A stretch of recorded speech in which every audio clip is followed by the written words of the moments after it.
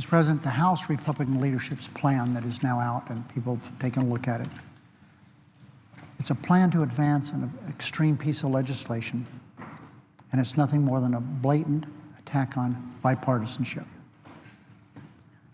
For the past several days, we've been engaged in productive bipartisan negotiations in the Senate. Everyone knows that.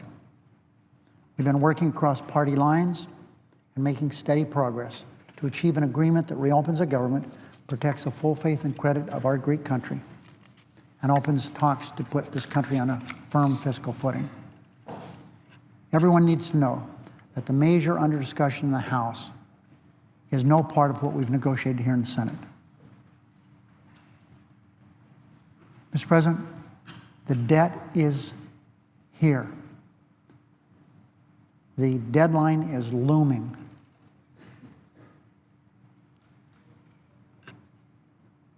Rating agencies are talking about downgrading us as early as tonight. Again.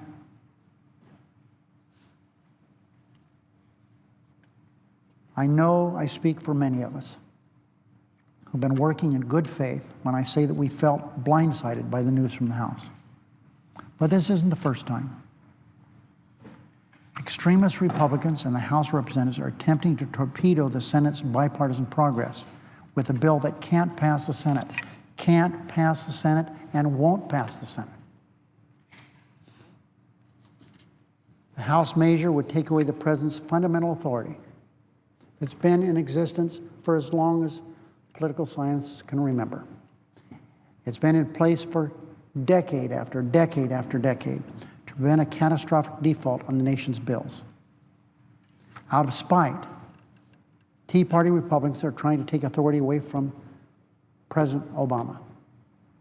They would never, ever consider doing this if it were President Romney, President Bush, or President Bush, or President Reagan. Never. But as they've said, and they've cheered over there, the government's closed.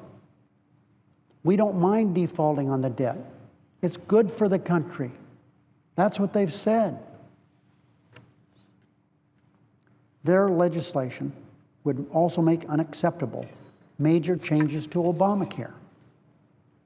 House legislation doesn't even include a process for bipartisan negotiations on a sensible long-term budget. They just throw out these numbers and think magic's going to happen, and somehow, comes January 15th, everything will be hunky-dory. There are still processes we have to follow. They set no pattern, no schedule, no routine to do that. For weeks, Republicans have claimed they want to negotiate, but their legislation completely ignores the need to work together to craft a budget and put our country on a fiscally sustainable path. For years, Mr. President, they've complained about, why don't we have a regular order here? They've complained about a lack of a budget. Now they don't want us to even negotiate a budget. Hard to comprehend this logically. But, Mr. President, the Tea Party-driven part of the Republican Party doesn't follow logic. Or why would they want to close the government for 15 days, have us default on our debt? Introduction of this measure by House Republican leadership is unproductive and a waste of time. Let's be clear. The House legislation will not pass the Senate. And here is what the White House said just a few minutes ago. Quote, "The President has said repeatedly that members of Congress don't get to demand ransom for fulfilling their basic responsibilities to pass a budget and pay the nation's bills.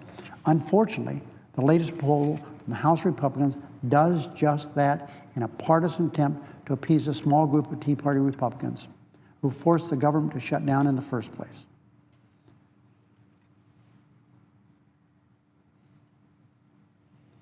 I'm very disappointed with John Boehner, who would once again try to preserve his role